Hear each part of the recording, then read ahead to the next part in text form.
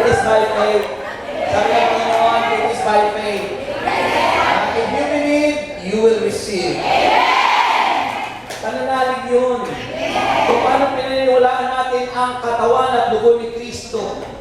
Tingin mo tinapay, tingin mo alak, pero nagiging it because of faith. Diba sabi ng Hebreo chapter 11 verse 1, ang pananampalatay paniniwala sa mga bagay na di mo nakikita na pinaniniwalaan mong andyan na. Kaya paniniwalaan mong andyan na yung magiging buhay mo. Amen! Open your Bible in Mark chapter 4. Mark chapter 4 from verse 1 to the following verses. The Gospel of the Lord Jesus Christ according to Saint Mark. Mark chapter 4 from verse 1. And it says, again Jesus began to teach by the lake. The crowd that gathered around him was so large that he got in the boat and sat in it out on the lake. While all the people were along the shore at the water's edge, he taught them many things by parables. And in his teaching said, listen, a farmer went out to sow his seed. As he was scattering the seed, some fell along the path, and the birds came and ate it up. Some fell on rocky places where it did not have much soil. It sprang up quickly because the soil was shallow. But when the sun came up, the plants were scorched, and they withered because they had no root. Other seeds fell among thorns which grew up and choked the plant so that they did not bear grain. Still other seeds fell on good soil. It came up, grew, and produced a crop multiplying 30, 60, or even 100 times. Then Jesus said, he who has ears to hear, let him hear. My dear brothers and sisters, the gospel of the Lord Jesus Christ. Sabi mo sa katabi, may tenga ka ba? Makinig ka. Purihin natin ang Panginoon.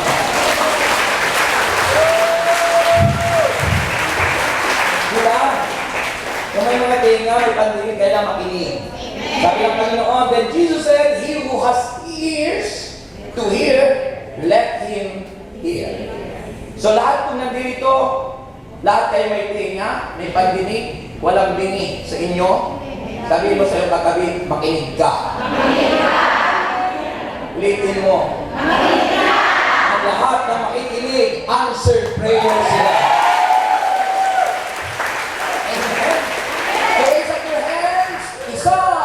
Dalawa, tatlo! Purihin po natin ang Panginoon. Yan, lumamalakpak niyon sa God's biyaya. So our topic for today is about God's kingdom. Sabi niyo, God's kingdom. God's kingdom. How the gospel will be received. Sabi niyo, how the gospel will be received. Purihin natin ang Diyos.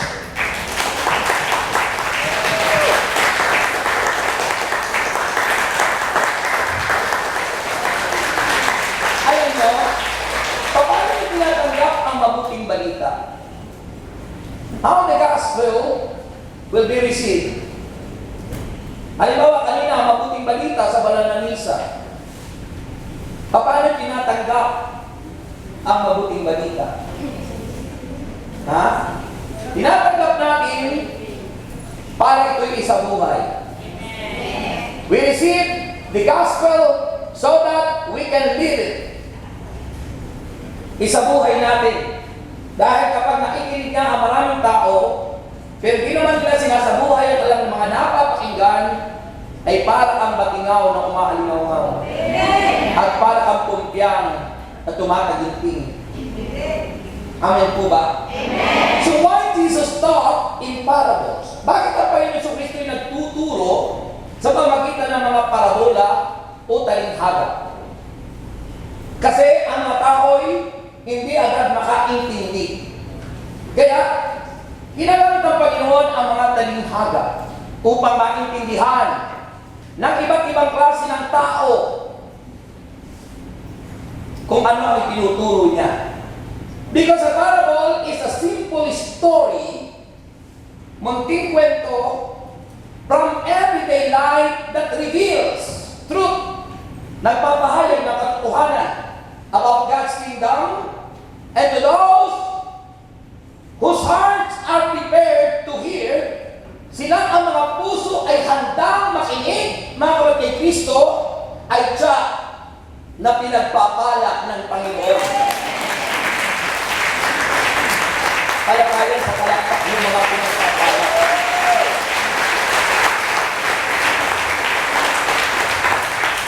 But some conceal this truth from those whose hearts are unprepared.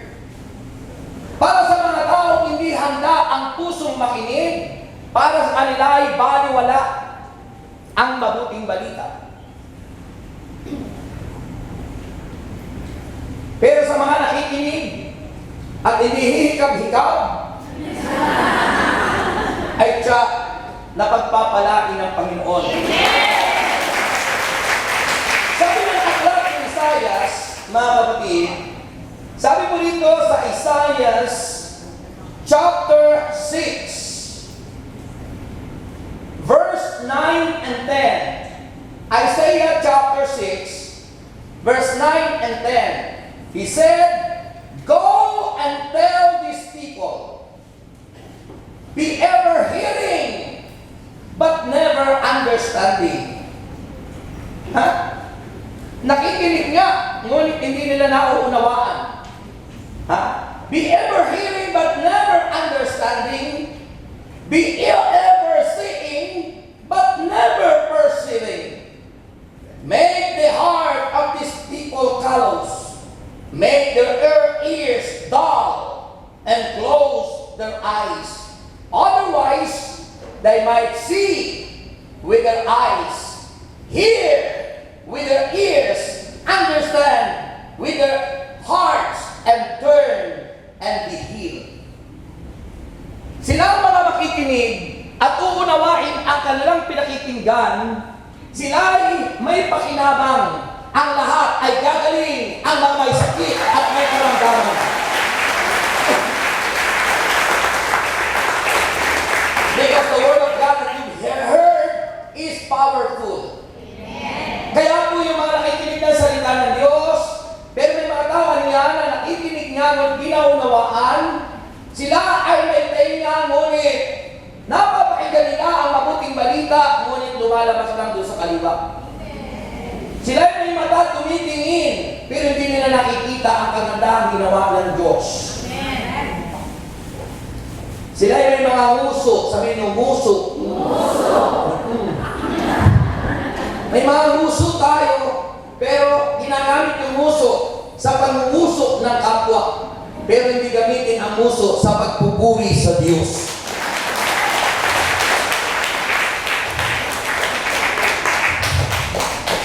Amen?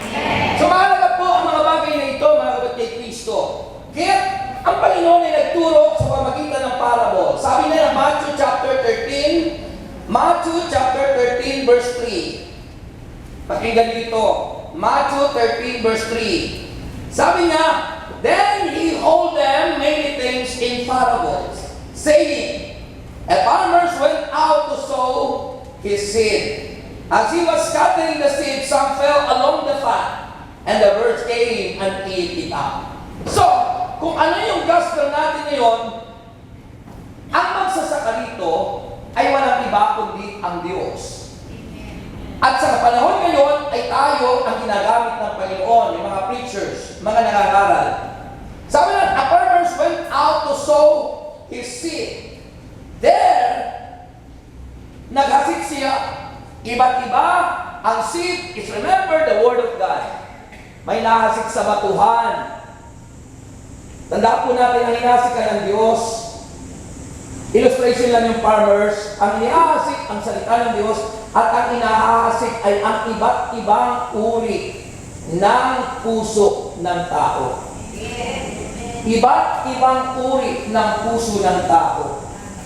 Pusong mabato, pusong tigang, na maraming dawat, turn sa meron, at pusong matabang lupa. Ibig sabihin, pusong walang hadlang. Yan ang hasik.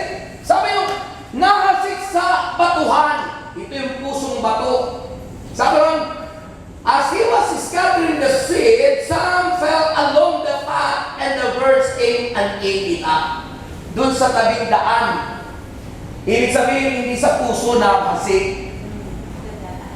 Sa muso lang. Dumaan ang ibon. Remember, bird is representing evil spirit. Narinig yan yung salita ng Diyos, hindi tumimo. Maaaring ang kinandol lang sa kanya, kaya pagdaan ng mga problema at mga padala ng demonyo, agad-agad nawala, agad-agad nagbackslide, agad-agad naghahagulgol at nag-iiyak, problema'y dumarating. Hindi niya masabing ang Diyos ang lulutas noon. So, tinuka agad ng ibon. And then sabi ron, some fell on rocky places. Ito yung mga babato, pusong bato. Bukod sa bato, yung puso niyang matigas, bato. Mga pusong hindi marunong magpatawad. Mga pusong punong-puno ng mga pag-aalinlangan. Pusong hindi makapagpakumbaba. Pusong pati ang kanyang biyanan at magulang ay hindi mapatawad-tawad. Yan yung mga pusong bato. Ang salita ng Diyos ay di tumitimo sa pusong ganon. Hindi tumitimo. Kaya ano sabi ron? Yung seed ay medyo nagtubo, pero natuyo kaagad pagsikat ng araw. Natuyo. Bakit? Ay wala namang kakapitang ugat yun. Bato. Bato talaga. Sabi mo sa iyong katabi, may ganon. Kasi may ganon. Dahil mga taong hindi marunong magpatawad. Yung mga taong napakatigas ng kalooban, kahit na nagsabi ng kanyang katabi na, pinapatawad na kita. Yung mga pusong bato. Kaya ano mapapakailangan niyo yung salita ng Diyos? Kahit araw-arawin mo ang pagdalo ng gawain ng Panginoon, hanggang hindi nagiging matabang lupa ang iyong puso, hindi tayo pagpapalain ng Panginoon. Dahil ang nagahari sa atin ay ang spirit ng katigasan, proud, being proud in ourselves. Mga kapatid, mataas. Mataas ang kalooban. Kahit na humihingi na ng tawad yung kanyang asawang naligaw ng pintuan, ayaw pa rin patawarin. Kaya agad ang halata sa palakpak yan.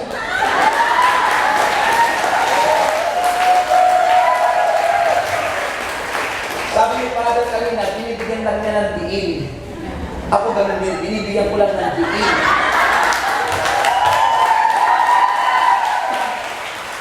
Para tumimo sa ating puso. Yeah. Suriin niyo ang inyong buhay. Tayo lahat na nandito. What kind of heart that we have? Anong klaseng puso tayo mayroon? Pusong madawat.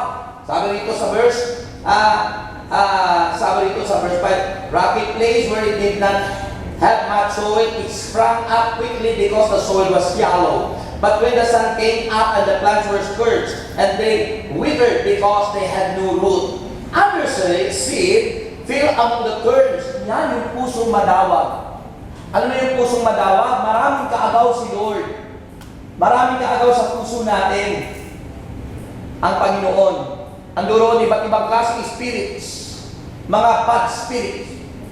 Espiritu ng galit, puot, hinanakit, tampo, inggit, kaluwagan, takot, lahat. Mga espiritu yun, hindi nakikita. Kung gusto mo makita ang itsura ng galit, pag pumasok sa puso ng tao, tingnan mo yung mukha.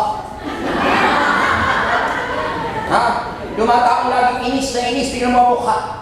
Bata pa siya, pero mukhang 75 years old na. Yung pusong madawag, kaagaw ng Panginoon, ng salita ng Diyos, ang dawag. Kaya ano sabi ron?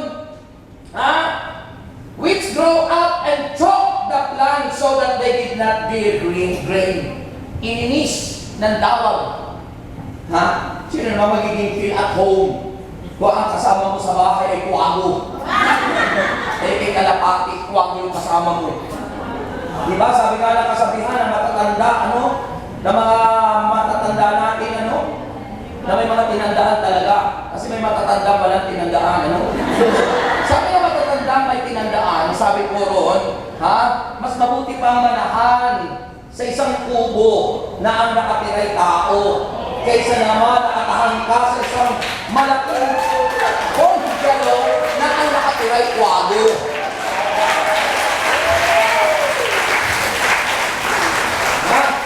Ano yung kwago ang itsura? Malaking mata. Yung kanyang balahibo parang mga nakabaliktad. Parang mga babae hindi nagsusuklay. Hallelujah. Isipin mo kung ang kasama mo yung gano'n, parang kwago. Pagkagising sa umaga, parang hindi nagsusuklay. Parang puga ng ipon ng kanyang buhok. Mga kapatid, sino nga naman ang mawiwili doon? Kaya baka pinagpalit ka ng mister mo. Purihin si Jesus. Purihin si Jesus. Kaya mga kapatid, mga babae, mga kapatid, mali kasi yung sinasabi ng iba, pag nag-asawa ka na, ibig sabihin, lalo kang magpaganda. Yung nag-asawa ka, sabi, ba't ako magpapaganda? May asawa naman ako. Dapat kasama mo yung sa budget mo yun. Yung mga pampaganda yun. Kasama yun.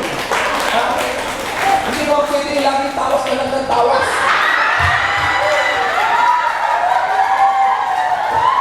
Purihin si Jesus! Purihin si Jesus! Amen? Kaya maraming misis ngayon dati noon nung nililigawan pa, ang uso-uso nung pabango ay Avon. Ayun, ano na? Amoy ibon. Kaya wala nang kawili-wili. Hindi na mawili si Mister. Bakit? Yan yung pusong madawag. Kasi ang nag-uudyok sa kanya para hindi na mag-ayos ay yung masamang spirit na dawag sa puso niya. Kaya mahalaga mga kapatid, ang Word of God. Dahil ang salita ng Diyos ang nagbabago sa atin. Because the Word of God is Jesus. No one can change us. Sino man sa atin, walang pwedeng magbago sa ating sarili at magbago na sino man tao sa atin, tanging Diyos lang ang nakapagbabago sa buhay ng tao. Only God can change our life. Yan lang ang makapagbabago. Hindi mababago ng magulang ang kanyang anak. Pag hinigpitan mo ang anak mo, magpapakamatayan talaga. Di ba? Kaya yung mga magulang mahigpit, huwag niyong higpitan ang inyong anak. Dahil pag hinigpitan niyo, baka tumalon niya sa building. Maglaslas ng pulso. At pag naglaslas naman ng pulso, saka iiyak-iyakin. Bakit mo ginawa yan? Tinatanong mo pa! Ikaw na mabigas sa nalo! Hallelujah! Purihin! Purihin si Lord! Amen! There are three truths in the Word of God that Jesus taught. In parable. Mayroong tatlong truths, katotohanan that we need to learn today. First, sabi ng Bible, it's very important about conversion. Say it, conversion. Conversion. Ulitin mo. Conversion. Conversion. Ayusin niyo naman yung word, conversion. Conversion. Ano bang ibig sabihin ng conversion? Hindi mo yung sapatos na conversion. Ibig sabihin yung pagbabago. Yung pagbabago ng tao, kung ikaw dati pusong bato, pusong madawa, at pusong ang salita ng Diyos ay hindi tumatagos, sa halip ay sa gilid-gilid lang. Abay, magbago sa pamagitan ng salita ng Diyos. Amen! Alam mo naman, pag ako'y tinatamaan ng salita ng Diyos, kikisap-kisap lang ako.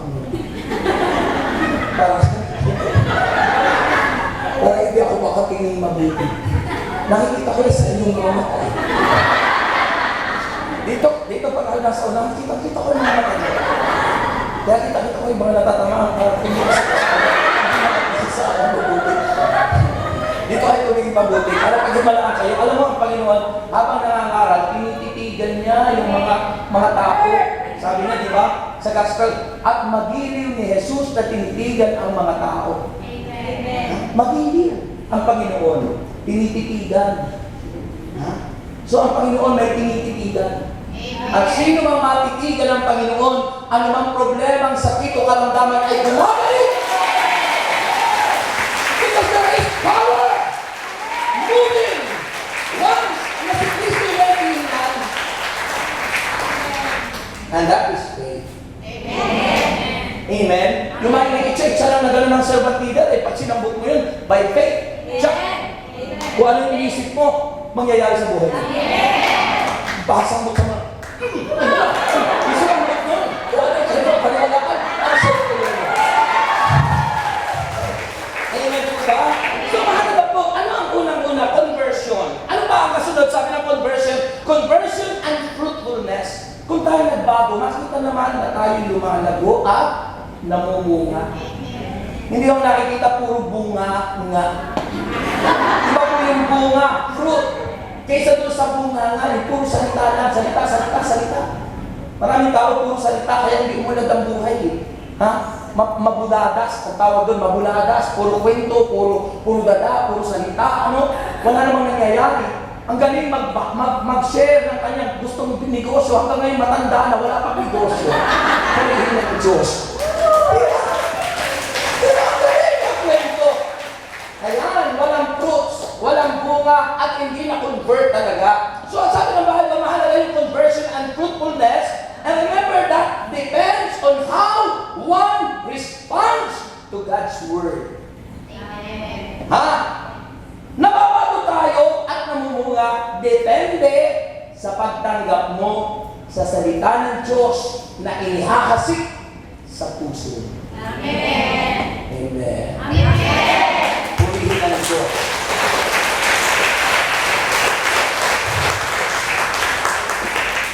Kaya sabi po ng verse 13, Mark chapter 4, verse 13 to 14. Sabi ng Bible, lagi.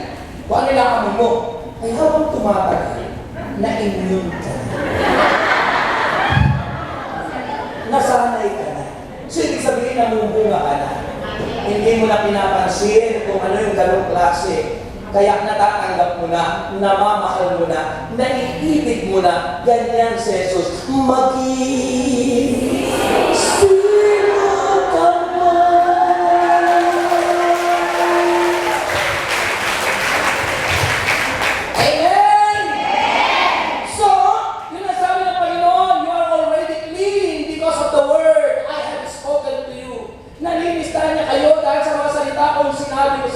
Remember, the Word of God cleans us. Amen. Ang salita ng Diyos ang naglilinis sa atin. That's why we need to hear, to listen, and accept the Word of God.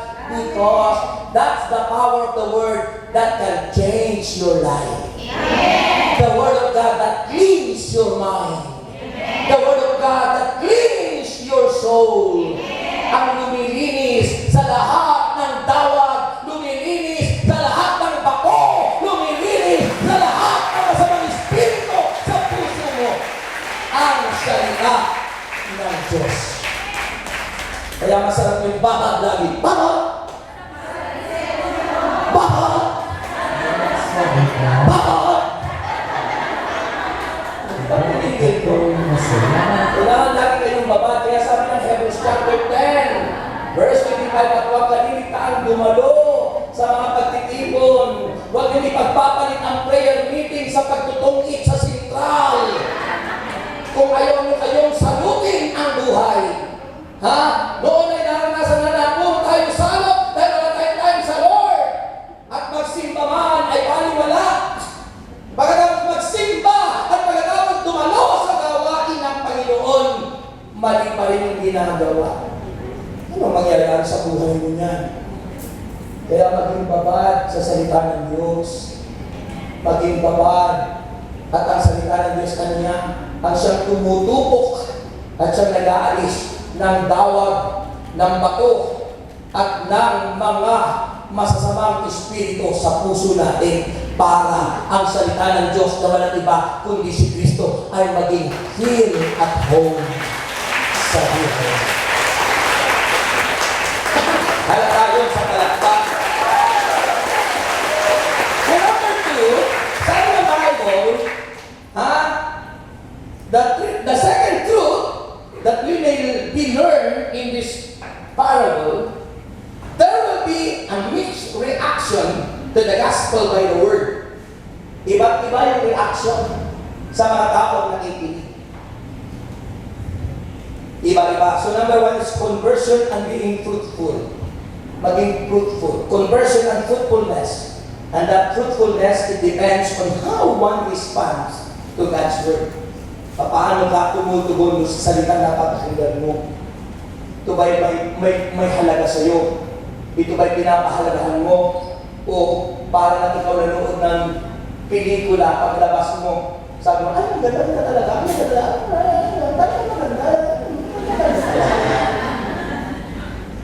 Diba sabi ni Father kanina? Nagdadali na sir mo, nagdadali na sir mo. Pero hindi mo mabalik ito kasi hindi mo naintindihan. Diba? So number 2, there will be a mixed reaction to the gospel by the word. Some, ito ang karamihan sa mga tao. Some who hear will not understand the word. Maramihan na nakikinig kung hindi naunawaan.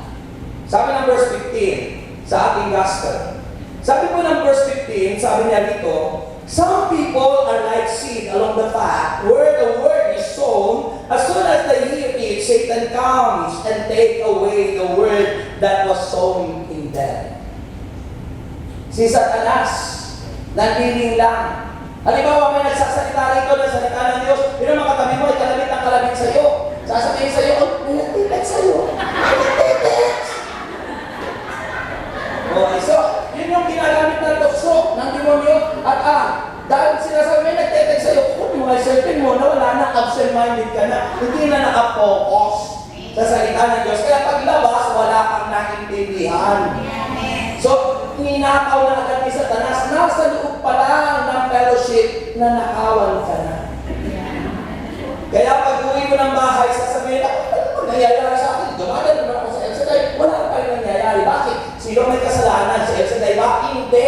Tayo. Ang may kasalanan. Bakit? Hindi mo iniintindi. Hindi mo pinagbibigyan ng focus.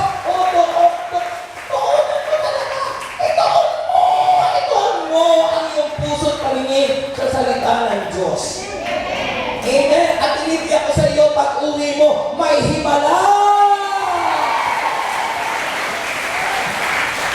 Amen. So yan. So some who hears will not understand. Others will believe. Yung iba naman naniwala, lalo na sa kaligtasan, but will later fall away. Nakinig nga, naniwala sa kaligtasan, pero pagkatapos, lumayas, natangal ng mga ibang espiritu. Sabi po ng verse 16, pakinggan dito. Sabi ng verse 16, others like see it sown on rocky places, hear the word, and at once receive it with joy. Ha? May kagalakan. Ay, saya, talaga saya, saya.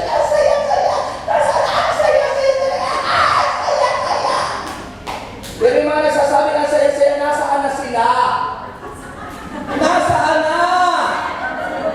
Ha? Nasaan na? Ang saya-saya niya talaga. O, sa aron na, di ba? O, others like sweet song on rocky places, the word, and at once receive with joy. But since they have no root, they last only a short time. Mahilig mag-short time. Sila yung mahilig mag-short time.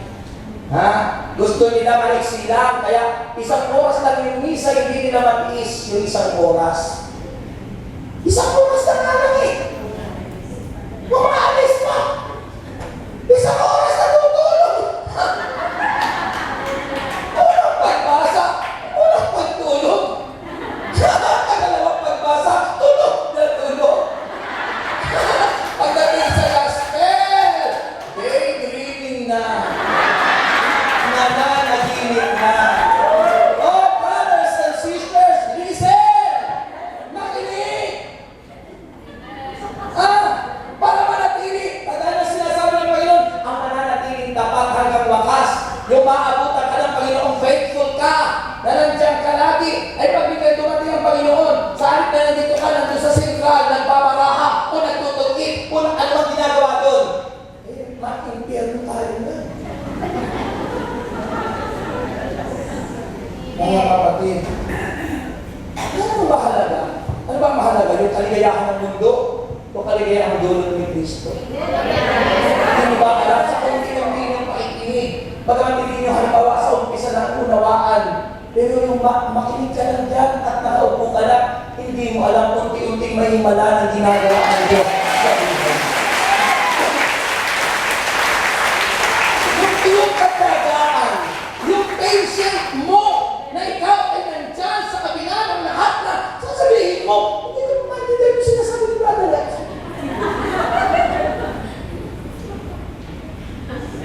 Hindi ko maintindihan yung sinasabi ni Brother Lex. Eh, bakit hindi mo naiintindi kasi? Intindihin mo. Alam mo, pag ako hindi ko maintindihan yung mga speakers, minsan pinadalawa ko mga sabi mo. Nag-pray ako sa Holy Spirit. Lord, di ba unawa mo naman sa ating banal na Espiritu? Ano sinasabi niya? At maya-maya, alam mo yun, di ba yung wisdom dadaloy? Dadaloy.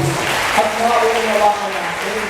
Sapagkat siya naghika na ang Espiritu Santo inisugo sa atin para siyang magturo at magpaalaala sa atin sa lahat patungkol kay Jesus.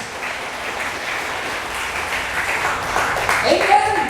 Kaya po yung mga kapatid kay Kristo, wag tayo nakikinig nga, pero hindi naman nga natin ang naman. Pagkatapos, naniwala nga, naniwala nga sa kaligtasan, naniwala sa salita ng Diyos, pero pagkalipas ng panahon, umalis. Sayang. Subukan nyo na lang mag-eksperimento. Magtanim kayo sa isang paso ng isang halaman. Maglagay kayo ng 7 paso. Pagkalipas ng ilang buwan, ilipat mo sa isang paso. Pagkalipas ng ilang buwan, lipat mo na naman hanggang sa malipat-lipat sa 7 paso. Pagdating sa ika-7 paso, patay na yung halaman. Nililipat-lipat. Ganyan ang buhay ng Kristiyano. Parang ang buhay ay paro-parong ikaw. Nasaan-saan dumadapo.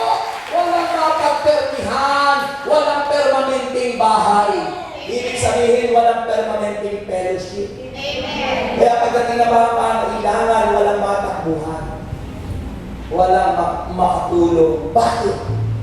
Kasi, sino naman ang makakakilala sa iyo? Palipat-lipat. Parang kumpanya. Fellowship hindi parang kumpanya na gusto mo, hindi mo na gusto, lipat ka na naman, nakaplet ka na naman ganito, ganyan. Hindi. Alam mo, ang basis dyan is, ikaw ba'y nabibless?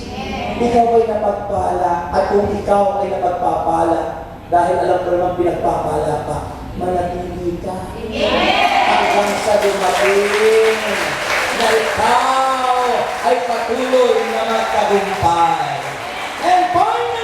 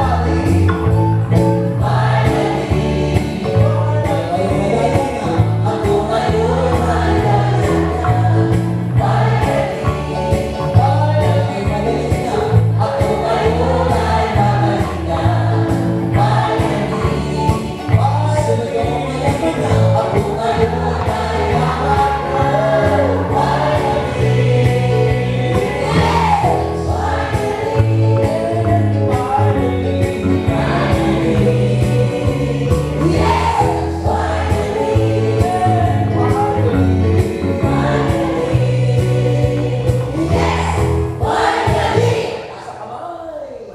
Ay, ang lakas ng power. Panginoon.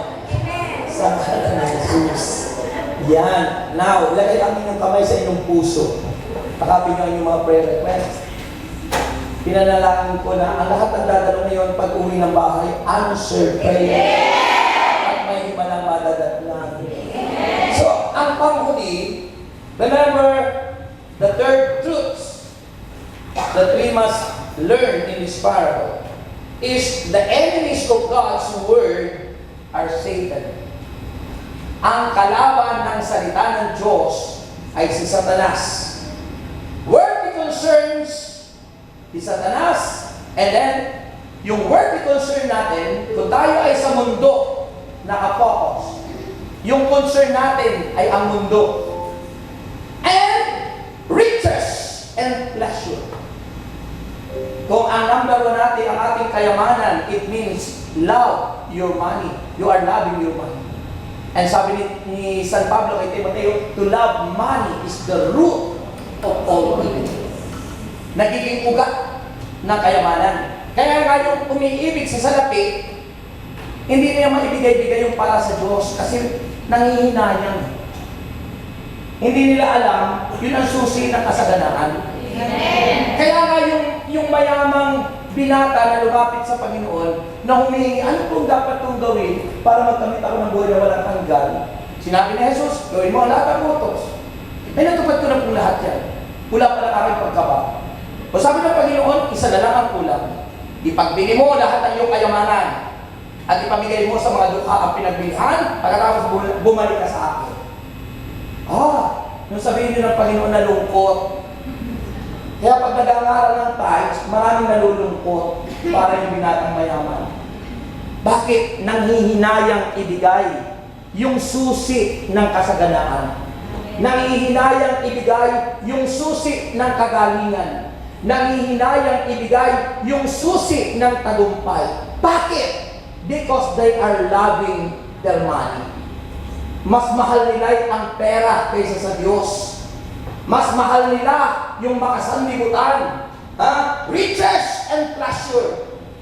At yan ang instrument ng demonyo. Sabi ng John chapter 10 verse 10, naparito ang magnanakaw para magnakaw.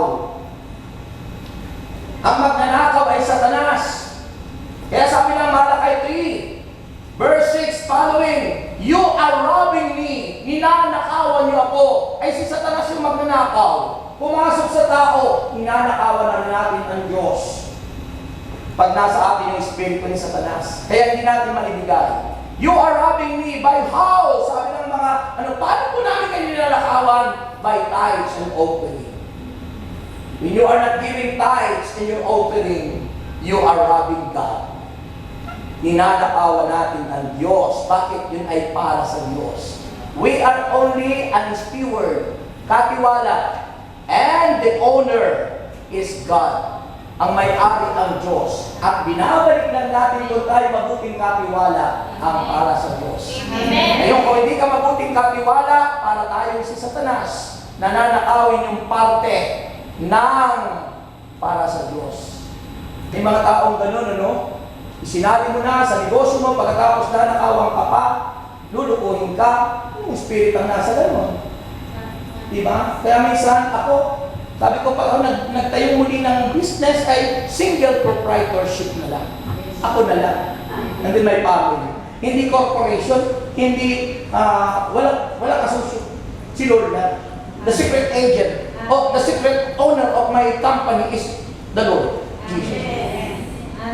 At yun ang dapat natin tandaan. So, ang kaaway natin si Satanas, at pag nasa atin yung espiritu nito, hindi natin susundin ang gusto ng Diyos.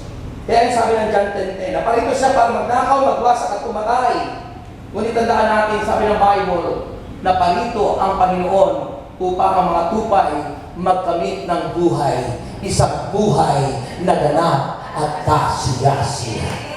Taas ang kamay at sabihin ng Panginoong Yesus, ayaw ko pong manatiling magnanakaw. Gusto ko pong maging masunurin. Gusto ko pong pagpalain. Gusto ko pong manatiling tapat sa iyong ubasan. Kung paano ikaw, yung farmers na naghahasik ng lihim sa aming puso, inaangkin ko po ang pagdalo ng iyong kapangyarihan. Open your hearts. Open your hearts. I delight to hear His word, to believe in every word. I can do all things through You who strengthens me. Yes, oh God, thank You, Lord. By Your grace never been slain. Amen. By Your power I have been raised. Yes, oh God.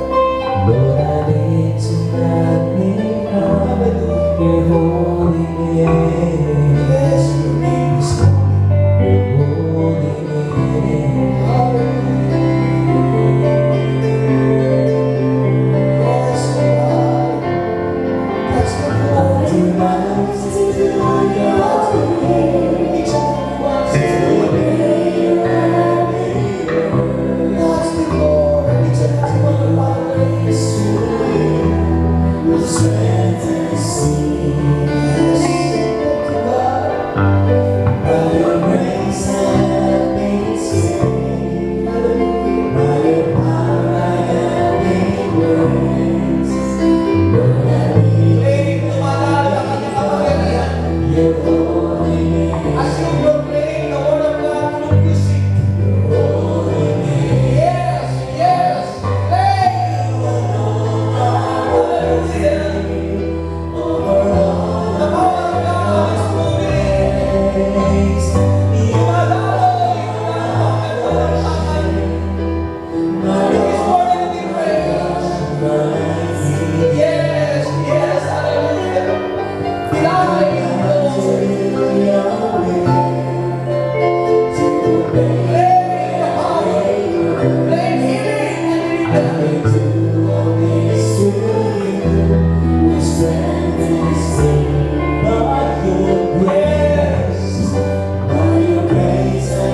Praise the grace of God. Jesus, what I need to magnify Your holy name. Your holy name. And the Spirit of God is moving. Oh, dumadaloy. Dumadaloy ang kanyang kapangyarihan. Inaamin ko, Panginoon, ang kagalingan ng lahat ng may sakit at karamdaman. Inaamin namin, Panginoon, ang biyaya at pangako sa amin. At dumadaloy ngayon, Panginoon, wala walang katalampakan ng iyong kapangyarihan. Sinasabay ko lahat ng hadlang at balakid. Tinataboy ko sa apoy ng impero lahat ng uri ng sakit mula walang katalampakan. I rebuke you, Satan, right now. Get out! Go to the lake of fire! Get out, Satan! Get out! Go to the lake of fire! Oh, panayaring iwanan mo ang katawan in Jesus' name. And Father, I claim that Your power is moving. I claim, O Lord God, healing and deliverance. And I claim, O Lord God, all Your promises na nagaganap na sa aming buhay. Pagpalain po ang aming mga prayer requests. Inaangkin na po namin kanila ay answered prayer.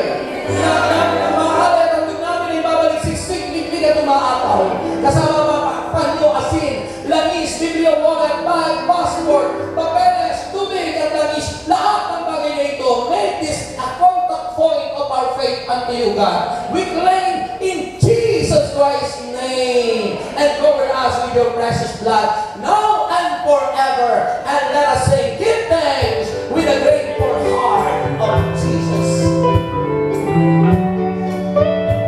Pasalamatan natin ang Diyos. Give thanks with a grateful heart. Give thanks to the Holy One.